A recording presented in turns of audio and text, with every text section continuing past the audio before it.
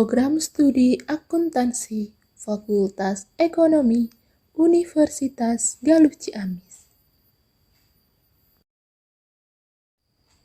Kelompok 4.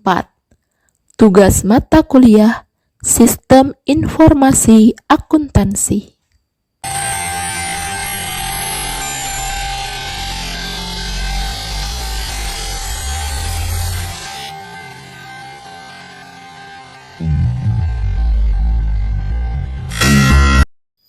Mempersembahkan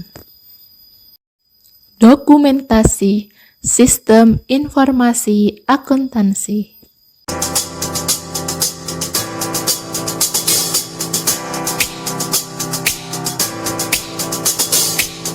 Sebelum melanjutkan untuk melihat video ini, jangan lupa ya untuk like, comment, share, dan subscribe.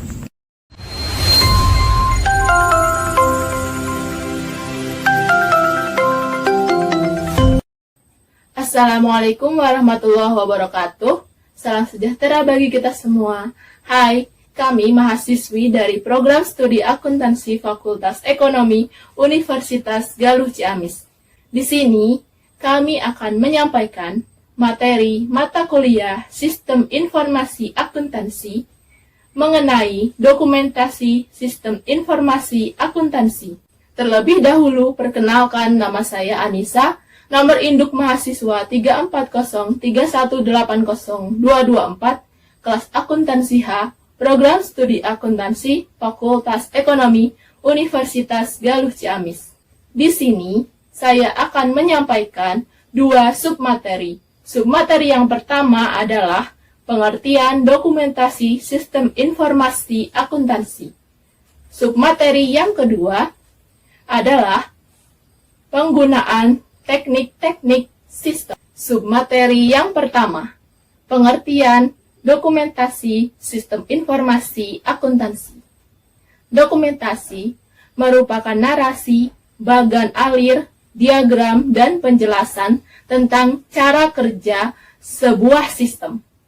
Dokumentasi menjelaskan bagaimana sistem informasi akuntansi beroperasi dan karena itu adalah bagian penting dari akuntansi setiap sistem. Misalnya, dokumentasi menjelaskan tugas untuk merekam data akuntansi, prosedur yang pengguna harus lakukan untuk mengoperasikan aplikasi komputer.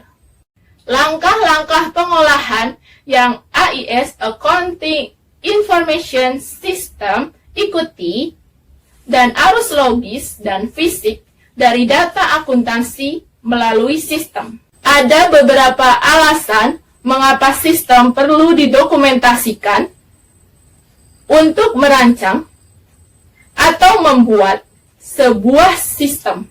Dokumentasi sistem berguna sebagai media, diskusi, dan komunikasi antar perancang, analis, maupun programmer. Selain itu, dokumentasi juga berguna untuk mengevaluasi kelemahan dan keunggulan sebuah sistem maupun pengendalian dalam sebuah sistem.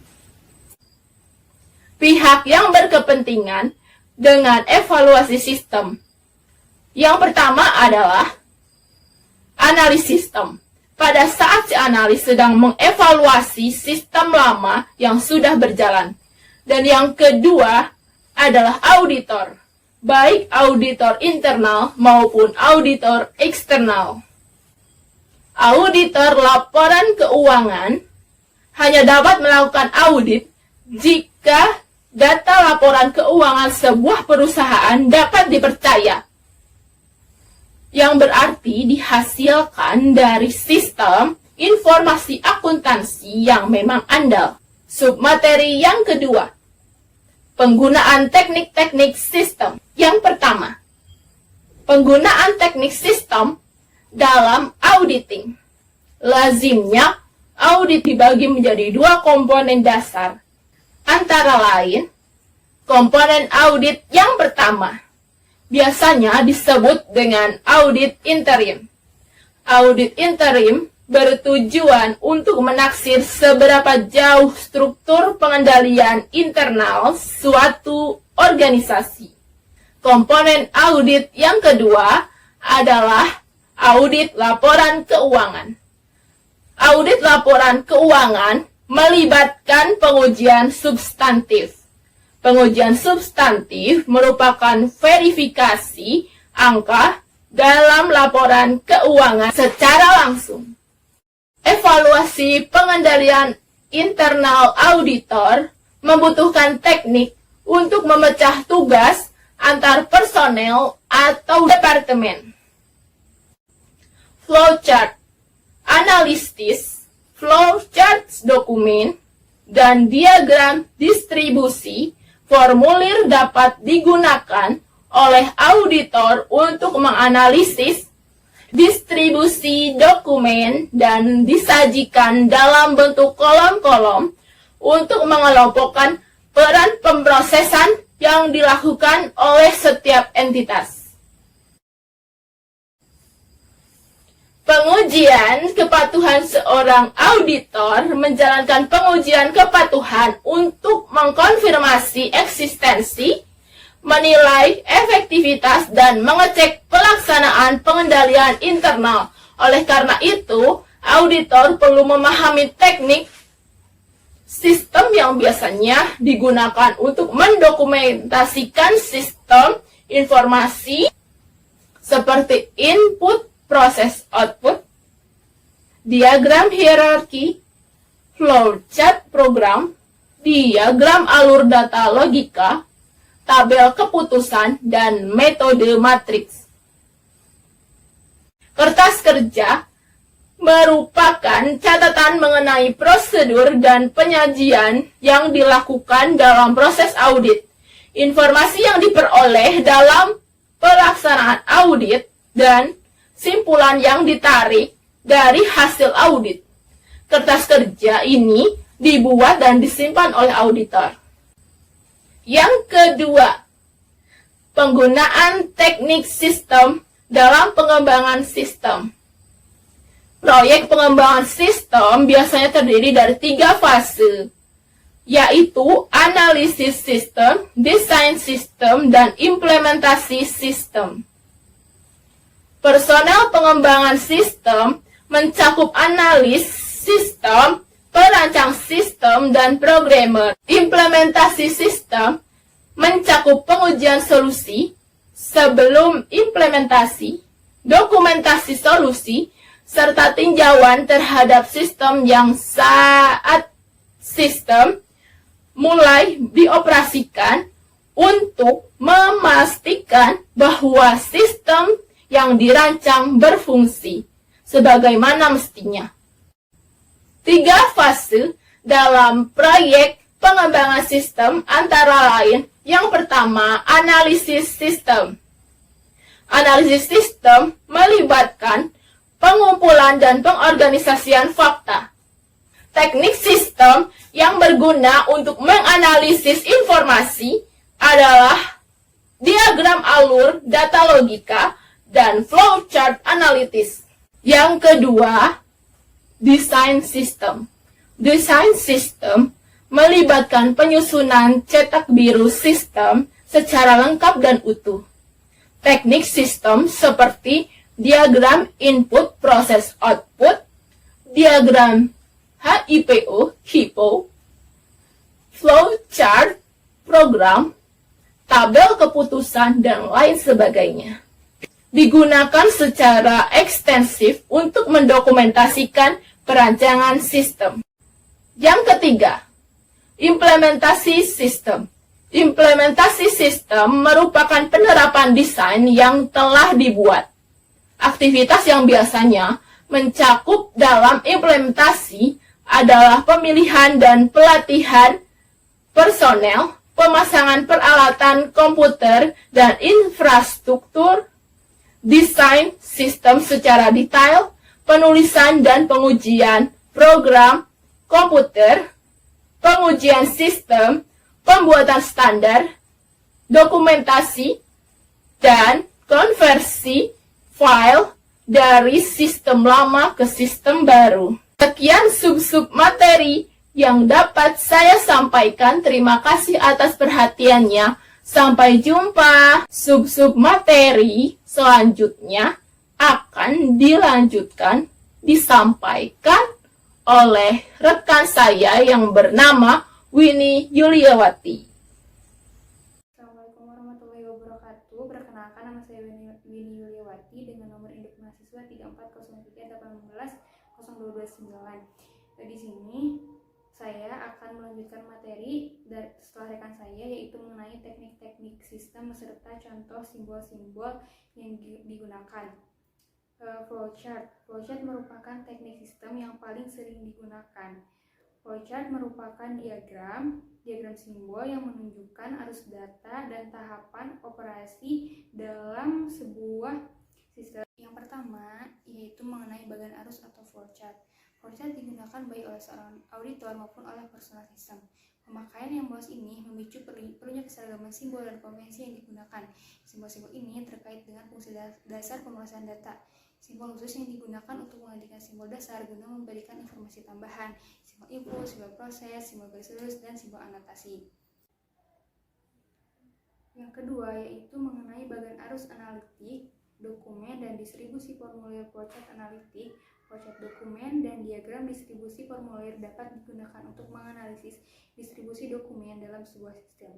Diagram ini dikelompokkan dalam kolom-kolom untuk mengelompokkan fungsi yang dijalankan oleh setiap entitas. Flowchart analitik serupa dengan flowchart sistem, baik dalam hal detail rincian maupun teknik pembuatan. Alur proses ditandai dengan penggunaan simbol yang dihubungkan dengan garis. Flowchart dokumen serupa dengan flowchart analitik, tetapi peran proses setiap entitas tidak disajikan secara detail. Tujuan flowchart semacam ini adalah untuk mengetahui setiap dokumen yang digunakan dalam setiap sistem aplikasi dan mengidentifikasi titik awal dokumen, distribusi dokumen, serta titik akhir setiap dokumen. Diagram distribusi formulir menggambarkan distribusi setiap salinan formulir dalam sebuah organisasi. Formulir dapat digambarkan dalam bentuk simbol atau deskripsi kata-kata. Formulir juga dapat digambarkan pada sisi kiri dari diagram dan akan bergerak secara horizontal ke berbagai kolom untuk menggambarkan alokasi formulir ke berbagai unit organisasi.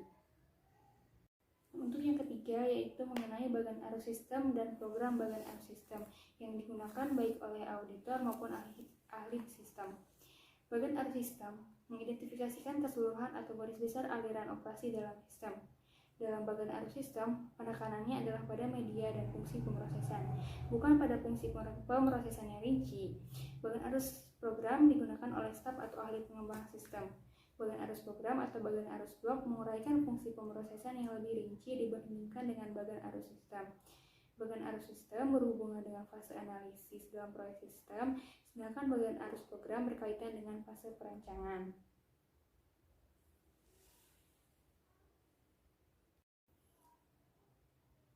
Untuk yang selanjutnya yaitu mengenai data flow diagram. Diagram aliran data atau DFD adalah representasi grafis dari sistem. DFD menggambarkan komponen sistem, aliran data antara komponen dan sumber, tujuan dan penyimpanan data. Yang selanjutnya yaitu mengenai tipe dalam data flow diagram. Konteks diagram. Diagram konteks adalah tingkat atas diagram sistem informasi yang menggambarkan aliran data ke dan dari entitas eksternal. Pada saat yang sama, kita dapat menyadari pentingnya diagram konteks. Lingkaran dalam konteks diagram mendefinisikan batas sistem. Batas adalah perbatasan antara sistem dalam minat dan sistem lingkungan. Lingkungan terdiri dari semua yang mengelilingi sebuah sistem. Sedangkan entitas dalam konteks diagram menunjukkan lingkungan yang relevan. Lingkungan yang relevan adalah bagian dari lingkungan yang mempengaruhi sistem dari minat, seperti sistem yang didefinisikan. Sebagai contoh, hanya konsumen dan bank berada dalam lingkungan yang relevan. Data flow diagram fisik. Data flow diagram fisik adalah representasi bergambar sebuah sistem yang menampilkan sistem internal dan eksternal entitas dan aliran data ke dan dari entitas ini. Entitas internal adalah seorang tempat, misalnya departemen atau mesin, contohnya komputer, dalam sistem yang mengubah data. Oleh karena itu, fisik DFD menentukan di mana, bagaimana dana, oleh siapa sebuah proses sistem dicapai. Sebagai contoh, DFD tidak memberitahu kita apa yang dicapai. Selanjutnya yaitu diagram IPO dan HIPO. Diagram IPO dan HIPO digunakan oleh personel pengembangan sistem untuk membedakan data rincian sistem yang digambarkan dalam flowchart. Bagian IPO menyajikan sangat sedikit rincian yang berkaitan dengan fungsi pemrosesan. Tetapi, bagian itu merupakan teknik yang bermanfaat untuk menganalisa keseluruhan kebutuhan informasi. Rincian tambahan atas proses dituangkan dalam bagian hierarki masukan, proses keluaran atau bagian HIPO. HIPO terdiri dari kesekumpulan bagian yang menggambarkan sistem yang berjenjang tingkat kedetailannya. Dalam tingkat kedetailan tersebut tergantung pada tingkat pemakaian. Bagian HIPO atau hierarki plus input process output memuat dua segmen. Bagian hierarkis yang membagi tugas-tugas pemrosesan ke dalam berbagai modul atau subtugas, dan pada bagian IPO untuk menguraikan kebutuhan proses keluaran dari setiap modul. Bagian hierarkis menguraikan keseluruhan sistem dan menyediakan daftar isi dari bagian IPO yang rinci, biasanya melalui skema penomoran.